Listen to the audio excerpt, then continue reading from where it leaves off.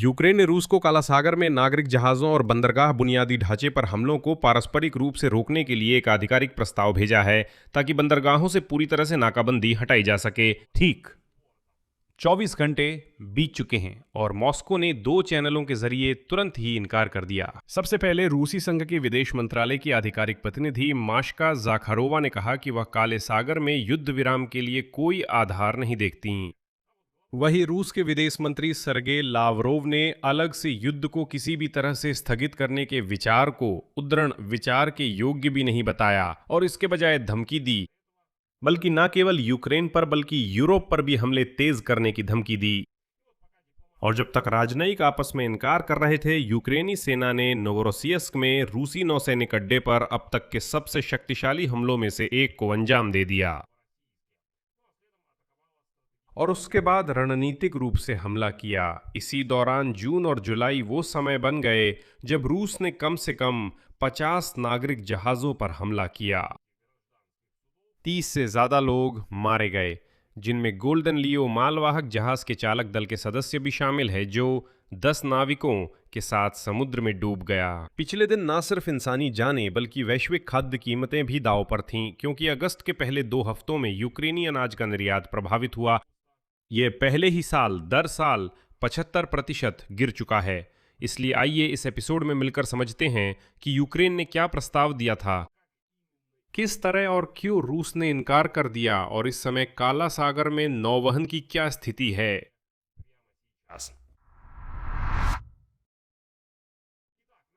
तो हाल ही में यूक्रेन ने एक मध्यस्थ के जरिए रूस को काला सागर में नागरिक ठिकानों पर हमले रोकने के लिए आपसी समझौते का प्रस्ताव भेजा और यह प्रस्ताव ठीक उसी समय आया जब ब्रिटेन की विशेष समुद्री पत्रिका लॉयड्स लिस्ट ने काला सागर को उद्धरण के अनुसार दुनिया में नौवहन के लिए सबसे घातक क्षेत्र बताया, क्योंकि यहां यूक्रेन और रूस एक दूसरे के जहाजों और बंदरगाहों को आपसी तौर पर नष्ट कर रहे हैं।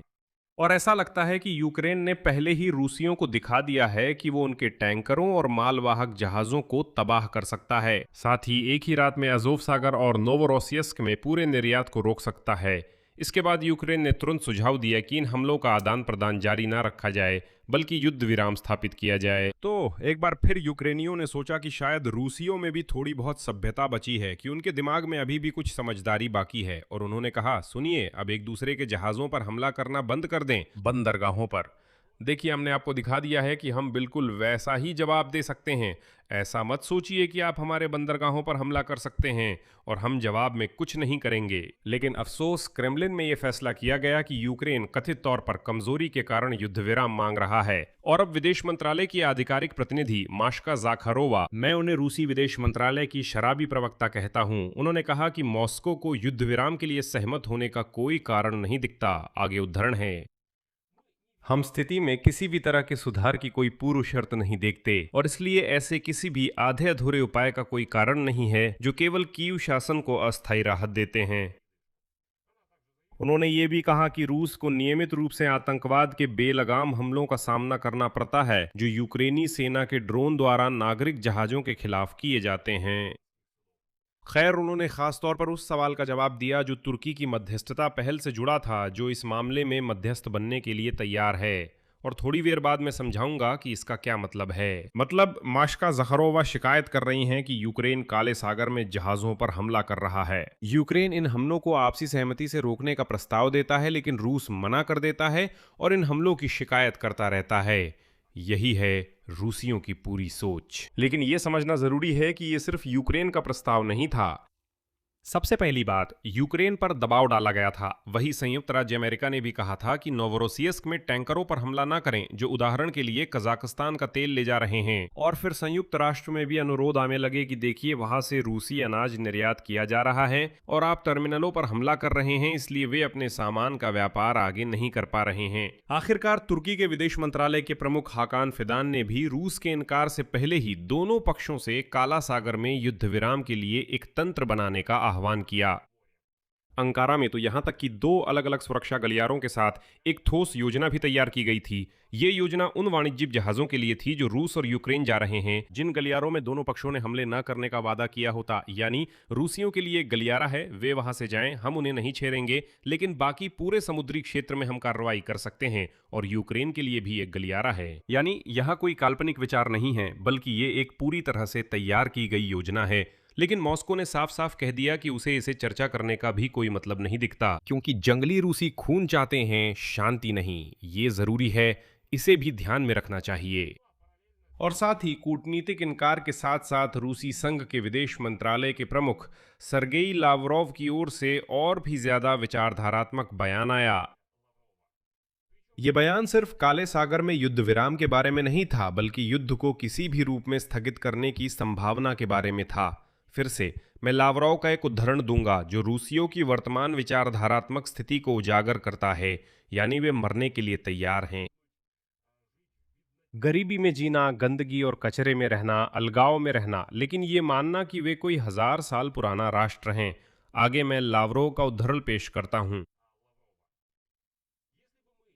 अगर हम अभी अचानक संपर्क रेखा पर रुक जाएं तो असल में हम अपने दादाओं और परदादाओं की वीरता को बेकार कर देंगे, जिन्होंने नाजीवाद को हराया था।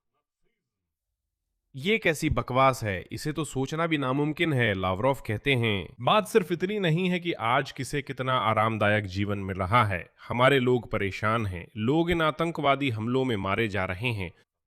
नपोम्योम, मैं याद दिला दूं, ज्यादातर रूसी लोग मारे जा रहे हैं, मैं तो कहूंगा कुत्तों की तरह मर रहे हैं, पवित्र यूक्रेनी जमीन पर। तो इसका मतलब ये भी आतंकवादी कार्रवाई है जब पुतिन रूसी युवानों को यूक्रेन में मरने के लिए भेजते हैं। खैर माफ कीजिए, अब मैं लावरोव का उदाहरण आगे जारी रखता हूं। यह हमारी जिम्मेदारी की बात है जो 1000 साल पुराने रूसी राज्य के इतिहास से जुड़ी है। लड़ाई को तभी रोका जा सकता है जब कोई दीर्घकालिक, विश्वसनीय और स्थायी समाधान हो, यानी पूरी तरह से विरोधी पक्ष की आत्मसमर्पण की शर्तों पर, क्योंकि क्रेमलिन अपनी मांगें इसी तरह रखता है। और इसी के साथ उसने हमलों को और तेज करने की धमकी भी दी। उसने कहा रूस पश्चिम की तरफ से यूक्रेन की सैन्य ताकत बढ़ाने वाली हर चीज को नष्ट कर देगा। तो रूस का रक्षा मंत्रालय क्या कहता है? उसने सीधे तौर पर यूक्रेन की सशस्त्र सेनाओं को ठंड में जमाने का वादा किया है, लेकिन यह युद्ध विराम के अर्थ में नहीं है, बल्कि इसका मतलब है कि यूक्रेन वासियों के लिए बिना बिजली और बिना गर्मी के ठंडी सर्दी आने वाली है। समझ रहे हैं ना? बर्बर और आतंकवादी अब खुलेआम कह रहे हैं कि हम आम यूक्रेनी नागरिकों को जमा देंगे। कुल मिलाकर ये जंगली पूरी तरह से काबू से बाहर हो गए हैं। और ध्यान दीजिए, अब रूसियों को युद्ध के कारण और उद्देश्य भी नहीं बताए जा रहे हैं। याद है शुरू में क्या कहा गया था? डिनाजिफिकेशन, डीमिलिटरीजेशन और भी कुछ था वहां। अब सब लोग इसे भूल चुके हैं। अब ये युद्ध रूसी राज्य के 1000 साल पुराने इतिहास के लिए है, युद्ध। तो चलिए बात करते हैं, आखिर ये युद्ध विराम इतना मायने क्यों रखता था।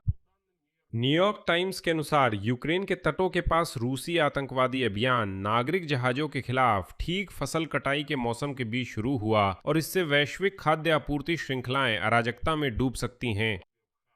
2022 में पूर्ण पैमाने के युद्ध के शुरुआती महीनों में रूस ने पहले ही यूक्रेनी बंदरगाहों की नाकाबंदी कर दी थी, जिससे वैश्विक खाद्य कीमतों में उछाल आ गया था और आकलनों के अनुसार लगभग 70 मिलियन लोगों को पूरी दुनिया में तीव्र खाद्य संकट के बढ़े हुए खतरे में डाल दिया था। इस रूसी अभियान की केवल जून और जुलाई की वास्तविक कीमत इस प्रकार आंकी जा सकती है। रूसी बलों ने कम से कम 50 मालवाहक जहाजों पर हमला किया, 30 से अधिक नागरिकों की मौत हो गई और सबसे दुखद घटना मालवाहक जहाज गोल्डन लियो के साथ हुई, जिस पर 19 जुलाई को हमला हुआ था। वो जहाज चेर्नोमोरस्क बंदरगाह से अनाज की खेप लेकर निकला था और जब जहाज बंदरगाह से सिर्फ 6.5 किलोमीटर दूर गया, रूसी मिसाइल ने सीधे उसके ढांचे पर हमला किया। नतीजतन 10 चालक दल के सदस्य और एक यूक्रेनी बंदरगाह पायलट की मौत हो गई और जहाज पूरी तरह डूब गया। तो ऐसी बर्बर हमलों के बाद जंगली रूसियों की वजह से यूक्रेन ने अजोवो सागर में रूसी रेका रेकोमोरिये क्लास के टैंकर फ्लीट पर व्यवस्थित रूप से हमला करना शुरू कर दिया और वो उन जहाज़ों पर हमला जारी रखे हुए है जो रूसी सामान ले जा रहे हैं, जिसकी वजह से कब्जे में लिया गया क्रीमिया वास्तव में अलग थलग पड़ गया है और ईंधन की कमी का सामना कर रहा है। विशेषज्ञों का कहना है कि रूस की ये कार्रवाई एक व्यवस्थित और अंधाधुंध अभियान है जो व्यापारिक जहाजों के खिलाफ चलाया जा रहा है, जो कृषि और अन्य गैर सैन्य माल ले जा रहे हैं। इसलिए ऐसे हमले अंतर्राष्ट्रीय समझौतों का उल्लंघन करते हैं, जिसमें संयुक्त राष्ट्र समुद्री कानून सम्मेलन भी शामिल है। साथ ही विशेषज्ञों का कहना है कि हालांकि रूस से जुड़े तेल टैंकर तकनीकी रूप से नागरिक जहाज माने जाते हैं, यूक्रेन उन पर हमला करता है ठीक इसी वजह से, क्योंकि इनका इस्तेमाल प्रतिबंधों को दरकिनार करने और ऊर्जा संसाधनों के निर्यात के लिए किया जाता है, जो क्रेमलिन के सैन्य प्रयासों को वित्त पोषित करते हैं। यूक्रेन के लिए आर्थिक नुकसान का पैमाना वास्तव में पहले ही बहुत बड़ा हो चुका है। ओडेसा और दो पड़ोसी बंदरगाह यूक्रेन की कुल मासिक निर्यात आय का लगभग 60% देते हैं, जो 3 से $3.5 अरब तक होती है। जुलाई में ओडेसा के बंदरगाहों पर रोजाना लगभग 15 जहाज आते थे, लेकिन महीने के अंत तक इनकी संख्या घटकर 1-2 रह गई। अगस्त में केपलार के अनुसार जहाजों की आवाजाही पूरी तरह से बंद हो गई। अगस्त के 2 अधूरे हफ्तों में यूक्रेन का अनाज निर्यात 7% गिर गया।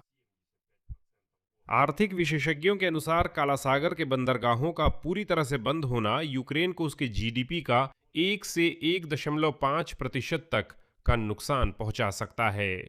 यूक्रेनी कृषि परिषद ने पहले ही संभावित दिवालियापन की लहर के बारे में चेतावनी दी है और आपातकालीन ऋण और सरकारी गारंटी की मांग की है। स्थिति सीधे तौर पर अभी 2022 की कहानी से जुड़ी हुई है। तब संयुक्त राष्ट्र और तुर्की की मध्यस्थता ने काला सागर अनाज पहल को संभव बनाया था, लेकिन 1 साल बाद वह समझौता टूट गया। लेकिन सच ये है, उस समय तक यूक्रेन पहले ही रूसी सैन्य जहाजों को काले सागर के उत्तर पश्चिमी हिस्से से बाहर निकाल चुका था और मुख्य रूप से खुद ही परिवहन जारी रख रहा था। ये उल्लेखनीय है कि अब दूसरी बार भी मध्यस्थ के रूप में फिर से तुर्की ही सामने आया है, बस इस बार मॉस्को ने बातचीत शुरू करने से भी इनकार कर दिया। और ऐसी स्थिति में जब जंगली रूसी इंसानी भाषा नहीं समझते, यूक्रेन की रक्षा सेनाएं उन पर लगातार हमले करती रहती हैं। ठीक 12 अगस्त की रात को, यानी यूक्रेन के प्रस्ताव से ठीक पहले, यूक्रेन की रक्षा सेनाओं ने नोवरोसियस्क पर पूरे युद्ध के दौरान सबसे जबरदस्त हमलों में से एक किया। जेट ड्रोन, मिसाइलों और समुद्री बिना चालक नावों से वायु रक्षा की पोजीशन, घाट और बंदरगाह के इंफ्रास्ट्रक्चर पर हमला किया गया। और फिर 14 अगस्त को, जब मॉस्को ने काले सागर में युद्ध विराम से इनकार किया, उसी दिन यूक्रेनी ड्रोन ने एक और रणनीतिक बंदरगाह पर हमला किया। ये उस्तलुगा है जो सेंट पीटर्सबर्ग के पास बाल्टिक सागर में स्थित है, और यूक्रेनी सशस्त्र बलों के जनरल स्टाफ के अनुसार नोवाटेक उस्तलुगा कॉम्प्लेक्स को क्षति पहुंची। ये एक ऐसा उद्यम है जो गैस कंडेंसेट के फ्रैक्शनिंग और प्रोसेसिंग का काम करता है, जिसकी सालाना क्षमता लगभग 8 मिलियन टन कच्चे माल की है। वहां पर नुकसान दर्ज किया गया है, 2 प्रोसेसिंग यूनिट्स को नुकसान पहुंचा है और आग लग गई है। आगे क्या होगा? यूक्रेन के प्रस्ताव पर रूस ने अब तक कोई आधिकारिक जवाब नहीं दिया है। वे उचित कूटनीतिक संवाद करना नहीं जानते। बस रूसी विदेश मंत्रालय की शराबी प्रवक्ता माश्का जाखरोवा की प्रेस कॉन्फ्रेंस में मौखिक इनकार ही मिला है। और सर्गे लावरोव की भी युद्ध को किसी भी रूप में स्थगित करने के खिलाफ यही वैचारिक स्थिति है। 2 सुरक्षा गलियारों वाले तुर्की योजना औपचारिक रूप से अभी भी टेबल पर है, लेकिन अभी तक किसी भी पक्ष ने उसे साइन करने की जल्दी नहीं दिखाई है। और रूस के रक्षा मंत्रालय की इस सर्दी विशेष सैन्य अभियान को स्थगित करने की धमकी, ये तो साफ तौर पर शांति के बारे में नहीं है। ये तो शांति की इच्छा के बारे में भी नहीं है, बल्कि यूक्रेनी ऊर्जा प्रणाली पर नए हमलों की लहर के बारे में है, जिसका वादा क्रेमलिन पहले ही कर चुका है। साथ ही काला सागर में वास्तविक युद्ध विराम से भी इनकार किया जा रहा है। ऐसे में यूक्रेन की रक्षा बलों के पास एक ही विकल्प बचता है कि वे रूसी लॉजिस्टिक्स और इंफ्रास्ट्रक्चर पर बेरहमी से बमबारी करें। और इन जंगली लोगों को कोई और भाषा समझ ही नहीं आती। यहीं विराम देता हूं। अपनी राय और निष्कर्ष इस एपिसोड के नीचे कमेंट्स में लिखें। चैनल को सब्सक्राइब करें, बेल आइकन दबाएं और लाइक करना ना भूलें। अगर आप इस YouTube चैनल के काम को सपोर्ट करना चाहते हैं तो आप नीचे दिए गए लिंक और विवरण में किसी भी डोनेशन के जरिए आर्थिक मदद कर सकते हैं। बस इतना ही। अपना ख्याल रखें। सबको अलविदा।